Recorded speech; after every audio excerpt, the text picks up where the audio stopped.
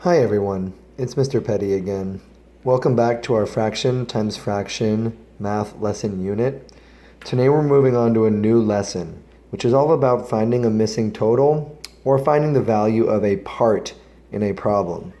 Now, up until now, you guys have been working with visual problems like this, where the box represents one, like one garden, one playground, one bookstore, one room. Now, the only difference is that we are going to start adding a larger total. So the good news is you already know how to work and draw the visual model. And now you are just adding a step in to understand how to find the value of what this may be. So to give you a better understanding, let me give you an example problem for this model here. You have 100 cupcakes. 3/5 of the cupcakes are chocolate, and 2/4 of the chocolate cupcakes have sprinkles. How many total cupcakes are chocolate with sprinkles? In this problem, you already know that you need to make 3/5 to show the chocolate cupcakes and 2/4 to show the 2/4 of the chocolate cupcakes that have sprinkles. The only difference now is that as you look at this total, you need to figure out how many cupcakes are chocolate with sprinkles, not just the fraction of the cupcakes that are chocolate and sprinkles. So today our lesson is going to move forward by talking about first the steps, how to solve problems, and I will give you examples of these. Then, as always, you will try 2 different problems on your own for you to be able to understand how to do this. So at this point, let's get started. This is about how to use a fraction model to find the value of a part. So first, let's talk about the steps. When you're doing these problems and you read the word problem, you should first draw a model. The good news is that you guys have already been practicing how to do this. The next step is for you to take the total you have and divide it by how many parts you made in your model. And this will find the value of a unit fraction. For those of you who don't remember what a unit fraction is, the unit fraction is the value of one part in the model. So for example, in 1/4, the unit fraction is the value of each one of these little squares.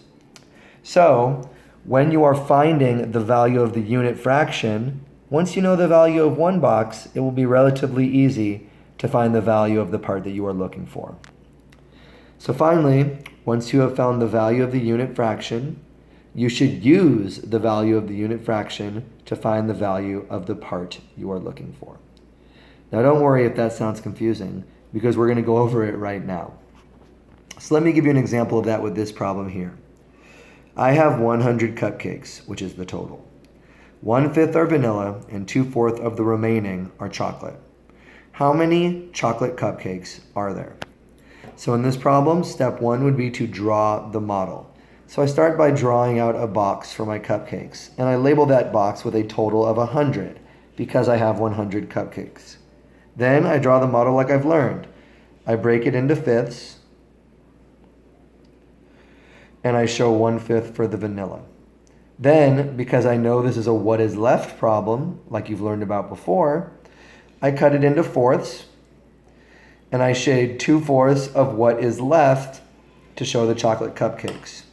So now I've correctly drawn my model. The next step is to take the total and divide it by the parts to find the value of the unit fraction. So as I look here, you can tell, because I have 4 going down and 5 across, that I have 20 total boxes here. So 100 cupcakes divided by 20 parts would give me 5 cupcakes per unit fraction. In other words, each of these little boxes equals 5 cupcakes. 5, 5, 5, 5, and so forth. So now that I know that each of those boxes are 5 and I've drawn my model, the final step is to use the value of the unit fraction to find the value of the part you are looking for. So as I look at this word problem, I notice that the part I am looking for, as you can tell by the question, are the chocolate cupcakes. And as I look here with my model, I have 1, 2, 3, 4, 5, 6, 7, 8 boxes to show chocolate cupcakes. Also, since I know that each box is worth 5 cupcakes, I can simply say 8 boxes, those 8, times 5 cupcakes for the unit fraction, 5, 5, 5, 5, 5, 5, 5, 5, and 8 times 5 would tell me that there are 40 chocolate cupcakes. So that is how you do this type of problem. Let me give you one more example here. I have 50 shirts. 1/5 are black and 1/2 of the rest are red. How many of my shirts are red? So as I look at this problem, once again, I know my total on top is 50 shirts, and I draw my model. This is all my shirts. These are the 1/5 that are black. 1 out of 1, 2, 3, 4, 5. 1/5 black. Then since I know 1/2 of the rest are red, I break the model in half, and I show 1/2 of the rest for red. So my model is now complete. There is 1/5 black and 1/2 of the rest for red. So then I move on to step 2, finding the value of the unit fraction. As you can see, there are a total of 5 little boxes here. Therefore, 10 little boxes here. So 50 shirts divided by the 10 little boxes, 50 total divided by the 10 squares, tells me that the unit fraction is 5, or that each of these boxes are equal to 5 shirts. Finally, I find the shirts that I'm looking for, the red. There are 4 red boxes here. And if each box is equal to 5 shirts, then I simply do 5 times 4 to find out that these are 20 shirts. 5, 10, 15, 20. So in this problem, there are 20 red shirts. At this point, I want you guys to try 2 problems. Take a moment and look at this problem here and see if you can apply what you just learned. I am in a room with 200 people. 3/4 of the people are students. 1/2 of the rest of the people are grandparents. How many grandparents are there in the room? Please pause the video now and try to solve this problem. Pause.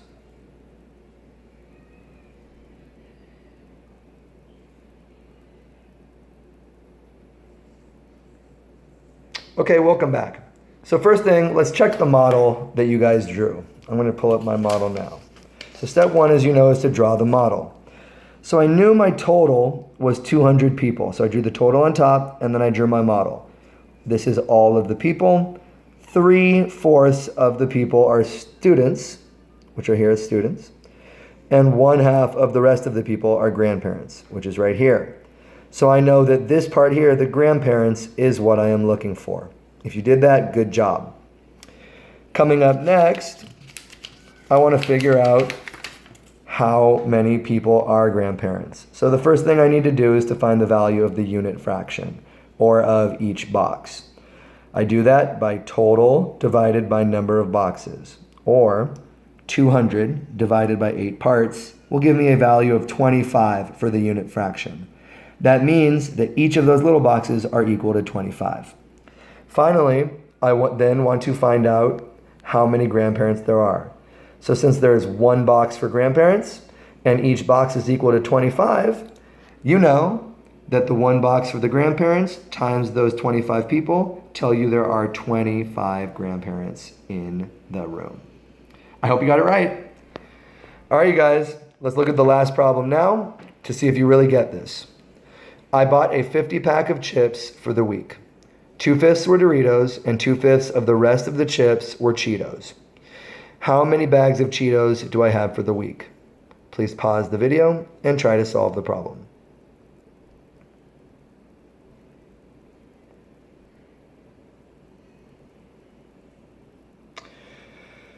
Okay, you guys, I hope you guys had a chance to try to solve it. So let's look at the model first.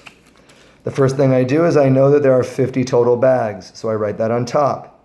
I then show my 2/5 for Doritos, 2/5 here for Doritos. Finally, it says 2/5 of the rest were Cheetos, so I know to make 2/5 of the rest Cheetos, which you can see here, 2/5 of the rest are Cheetos. So now that I've made my model, I need to be able to do the math. Step 1 is to find the value of the unit fraction. How much is each of those boxes equal to? If you notice, there are 25 total boxes. So to find the unit fraction, I do 50 total chips divided by 20 parts would give me the value of 2 for a unit fraction. So each of these little boxes are equal to 2. Now I can use that to solve the problem, which says, how many bags of Cheetos do I have for the week? So if each box is equal to 2, then let's count it with me. 2, 4, 6, 8, 10, 12. So there are 12 bags of Cheetos for this problem. I hope you got it right. If you did not understand this video, you guys, and you aren't sure that you get how to solve fraction times fraction problems, please watch the video again and try to do the problems on the paper to see if you get it. If you still do not get it, ask me during one of our video meetings. All right, you guys. Hope you guys have fun trying to solve the problems for today and tomorrow. Bye.